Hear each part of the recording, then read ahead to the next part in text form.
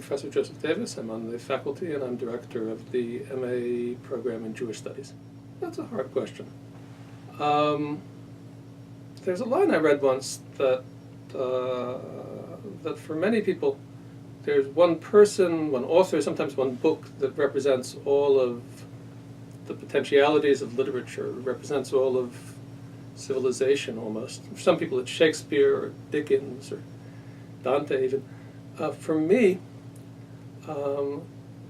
it's an Argentinian writer, Jorge Luis Borges, or Borges, B-O-R-G-E-S. And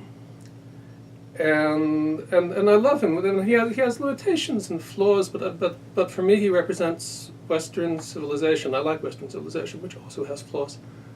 I could ask who represents Judaism for me in that kind of way. That's Elie Wiesel. I mean, I'm an academic. I lack almost every human talent that there is. It's kind of hard to choose, but I've always thought it wasn't fair, really.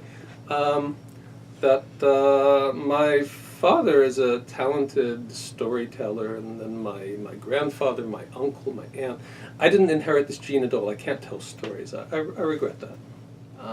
Judaism thinks of Shabbos, the Sabbath, as the foretaste of the world to come. And on Friday night, when you have all the family together at the dinner table, that's my thought of happiness.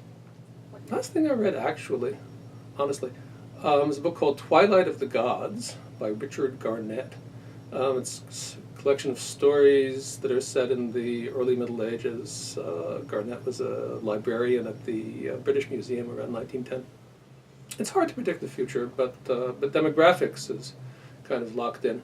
The baby boom generation is beginning to retire, and that's going to produce a boom for things like elder hostels or educational travel, the kinds of experiences that that group is going to want now that they have the time and the leisure.